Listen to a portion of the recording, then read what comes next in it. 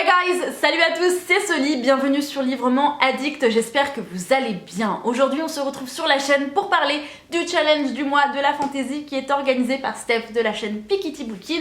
Vous le savez, elle a sorti ses vidéos pâles et la vidéo explicative de l'édition 2021 de ce challenge il y a quelques jours. Du coup j'ai pu concocter ma pile à lire, si je ne devrais pas plutôt dire ma pile à mood.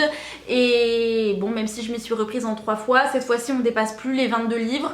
On est à toujours plus de 12, mais dans tous les cas, je sais que je pourrais pas tout lire pendant le mois de mai, puisque le mois de mai rime avec beaucoup de boulot. Bon, écoutez, on va faire du mieux qu'on peut pour cette édition 2021. J'espère juste que je la foirerai moins que l'édition 2020, parce que alors l'année dernière, c'était ma première participation au challenge. Je crois que j'ai lu 2 livres ou 3. De sûr, j'ai lu Serpent and Dove et j'ai lu Sorcery of Thorns. Mais je crois que c'est tout. Je crois que c'est tout. C'est une catastrophe. J'espère que cette année je ferai mieux. Si jamais vous n'avez pas vu ces vidéos, bien évidemment, tous les liens sont dans la barre d'infos. Et puis on va commencer la présentation de cette pile à mood sans plus tarder. Première catégorie, bien au chaud dans notre monde, nous avons appris, donc ici il était question pour la première sous-catégorie de trouver un ou plusieurs livres où on avait une école, la formation, un apprentissage. Du coup j'ai sorti Nevernight de J. Christophe, le premier tome qui est paru en français, vous le savez, chez De Saxus. Le tome 2 en plus devrait sortir début juin, donc il serait vraiment temps que je sorte ce premier tome et que je lui donne sa chance. On verra bien si ça me plaît ou pas, et puis bah écoutez, je vous en reparlerai dans une prochaine vidéo. Ça fait très longtemps que je veux le lire, vous le savez, je crois que je le case dans quasiment toutes mes piles à lire, mais cette fois-ci, je vous assure que c'est l'un des livres que je vais lire en ce mois de mai. Voilà, autant il y a des autres titres que je vais vous présenter, je sais pas si j'aurais forcément envie de les lire finalement, mais alors celui-ci, il fait partie des quelques élus qui seront lus de sûr pour ce mois de mai. Toujours bien au chaud dans notre monde, nous avons vécu de longues aventures et ici pour la seconde sous-catégorie il était question de saga et j'ai sélectionné 3 livres, hein, c'est pour vous dire. Le premier c'est le tome 3 de Grisha Delay Barduker, voilà, vous savez j'ai lu le tome 2 il n'y a pas très longtemps, le tome 3 ne représente que ça donc je me dis que ça va se lire assez vite et vous avez été très nombreux suite à mon update à me dire que le tome 3 était bien meilleur que le second tome et comme j'ai très envie de conclure cette trilogie, écoutez, je vais me lancer dans ce 3e tome pour le mois de la fantasy. Voilà, j'espère que je vais y arriver et j'espère vraiment que ça va le faire avec les personnages. Pour Nicolas, je me fais pas trop de soucis, j'ai trop hâte de le retrouver. Pour les autres, ça dépend lesquels quoi. J'ai également sélectionné Graceling, le premier tome de la saga qui est écrite par Christine Cashore. Il me semble qu'il est disponible sous le nom Graceling également en français chez le livre de poche. Par contre, il me semble qu'il a été traduit il y a très longtemps et je ne sais pas s'il est toujours disponible. Si jamais j'ai confirmation de cette info, vous avez tout dans la barre d'infos comme d'habitude. Et enfin, le 3e et dernier livre qui va venir compléter cette seconde sous-catégorie, c'est Le Cavalier Vert, le premier tome de Kristen Brittain. Vous le savez, c'est un livre qui traîne dans ma palle depuis des années et c'est l'un de mes objectifs de l'année 2021, essayer de dépoussiérer cette palle avec des titres qui ont littéralement pris la poussière depuis quelques années et Cavalier Vert est un titre qui fait partie de la sélection de livres que j'avais envie de lire malgré tout, donc j'espère que je vais pouvoir le découvrir et que j'aurai le temps de me plonger complètement dans cette histoire. Vous avez été plusieurs à réagir sous mes dernières vidéos justement où je vous en parlais et à me dire que c'était vraiment une saga qui était très chouette. Je pensais qu'il y avait que 5 tomes mais en fait non, il y en a beaucoup plus que ça donc je sais pas encore une nouvelle fois dans quoi je m'embarque mais je vais y aller, voilà, vous commencez à me connaître maintenant. Toujours bien au chaud dans notre monde, la 3e sous-catégorie c'est que nous avons rencontré des personnes, des gens exceptionnels et ici il est question de magie, de sorcellerie et pour cette sous-catégorie-ci j'ai un livre que je n'ai pas encore reçu puisqu'il sort le 5 mai prochain. C'est l'Empire d'Écume qui paraît chez Big Bang, donc chez Brajlon. Il me fait terriblement envie. Je l'ai précommandé puisque si vous le précommandez avant le 5 mai, qui est la date de sortie, vous le recevrez en relié. Voilà, peu importe la plateforme sur laquelle vous la commandez, que ce soit chez vos libraires, sur Amazon, attention, voilà, ou la Fnac ou d'autres plateformes, vous l'aurez en relié. Passé le 5 mai, il ne sera plus disponible en relié, il sera disponible en broché uniquement.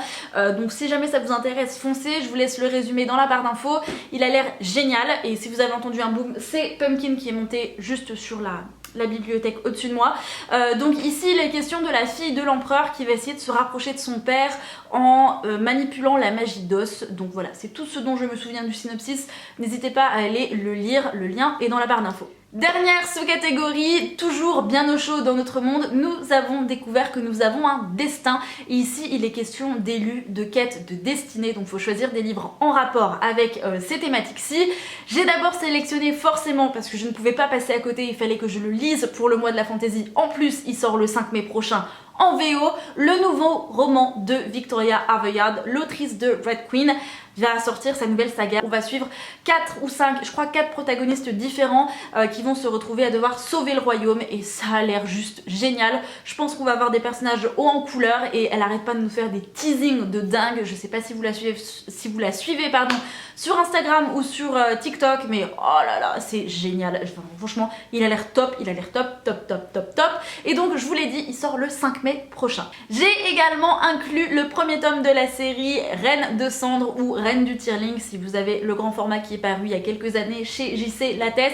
C'est signé Erika Johansson et c'est le premier tome d'une trilogie. J'avais déjà lu ce premier tome à sa sortie justement il y a quelques années. Le problème c'est que je ne me souviens absolument pas de l'histoire. Je me rappelle juste que l'héroïne elle s'appelle Kelsey, qu'elle s'apprête à devenir reine de son royaume et qu'elle a été élevée au fin fond d'une forêt. Voilà, c'est tout ce dont je me souviens, mais j'ai de bons souvenirs de ce bouquin. Mais je m'en rappelle pas plus que ça, c'est très bizarre et j'aimerais beaucoup terminer la trilogie quand même et donc voilà, je l'ai racheté en poche et puis j'espère que je vais réussir à le lire, voilà.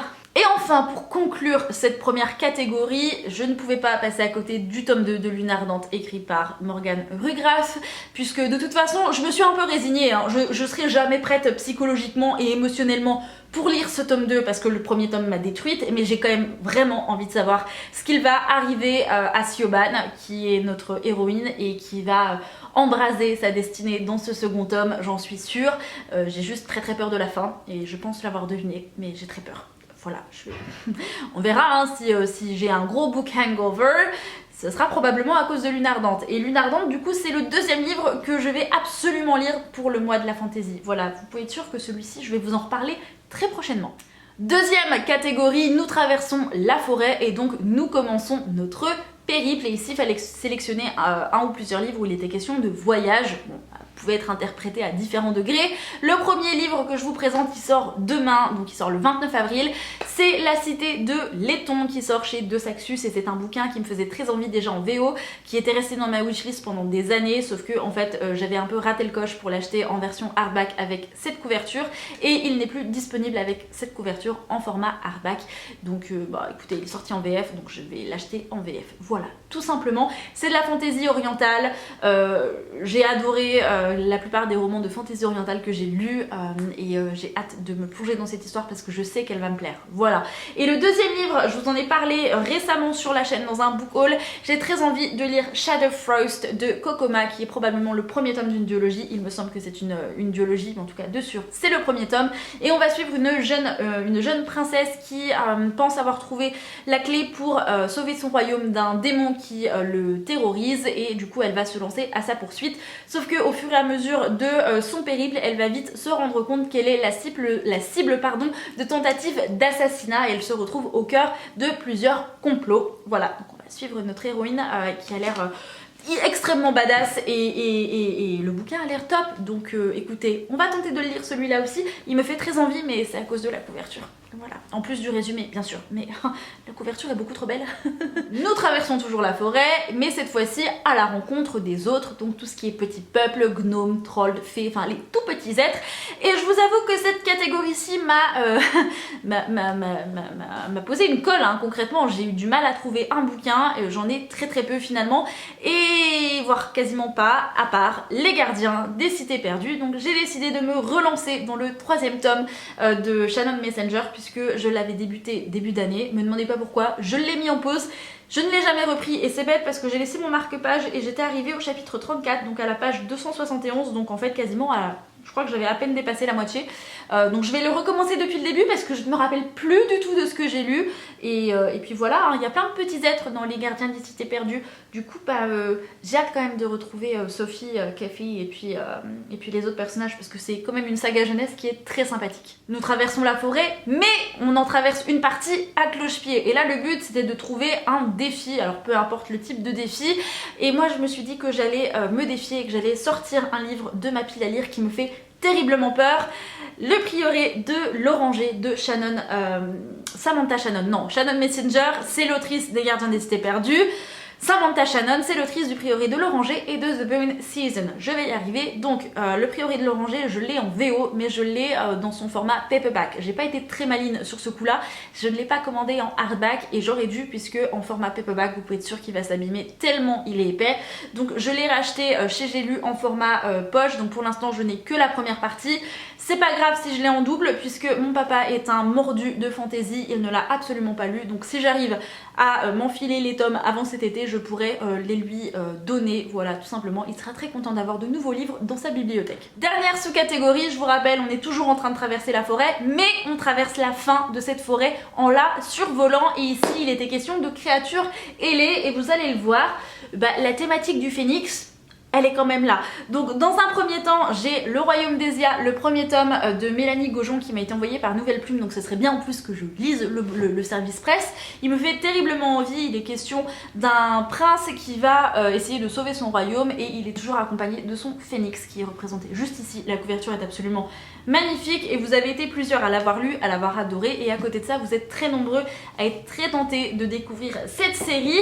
Et puis toujours avec les phénix, je vous avais dit que l'envol du phénix faisait partie de ma pile à lire pour le printemps 2021 et donc écoutez, je vais essayer de sortir cette grosse bricasse de ma palle et de la lire pour le challenge du mois de la fantaisie. Troisième et dernière catégorie qui s'intitule Vers d'autres contrées, nous nous rendrons pour y trouver l'amour. C'est la première sous-catégorie et Romantasy oblige, j'ai réussi quand même à caser un seul livre et c'est The Wicked King de Holly Black qui est le tome 2 de la série Le Prince Cruel. Je ne l'ai toujours pas lu alors que ça fait plus d'1 an qu'il est dans ma pile à lire. Je sais que vous êtes en train de me jeter des tomates. Est-ce que vous allez me jeter des œufs si je vous dis qu'il y a le tome 3 aussi dans ma palle qui m'attend depuis très longtemps?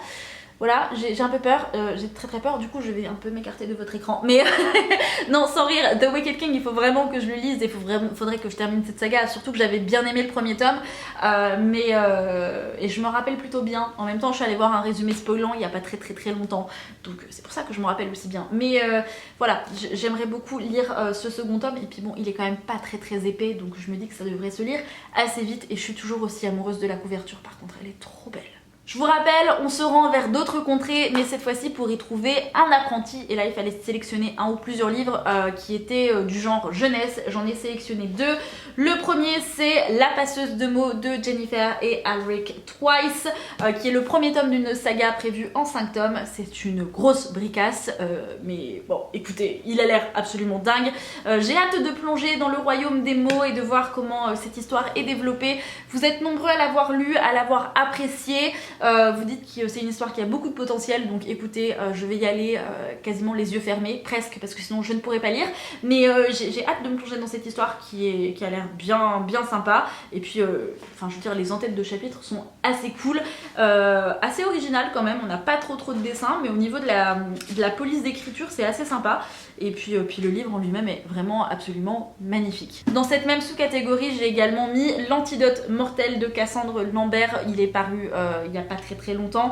Vous l'avez probablement vu sur de nombreuses chaînes et sur de nombreux comptes Bookstagram. C'est un livre que je vais vous présenter dans le prochain book haul et il a l'air hyper chouette, Je vous avoue que j'ai complètement craqué pour la couverture parce que moi, à partir du moment où vous me mettez un fond noir avec des dorures ou des reliefs ou des trucs, je craque, je fonds, et l'acheteuse compulsive de livres qui est en moi se rue dessus et ne réfléchit pas. Bon, après j'ai lu le synopsis et du coup ça m'a convaincu complètement et du coup je l'ai acheté.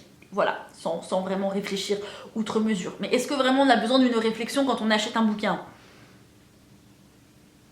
Ah oui, oui, on est d'accord. On se rend toujours vers d'autres contrées, mais pour se laisser porter. Et ici il était question notamment d'une LC, vous avez plusieurs possibilités, soit une des deux LC qui est proposée par Steph, soit quelqu'un qui tire au sort un livre de votre pile à lire, etc.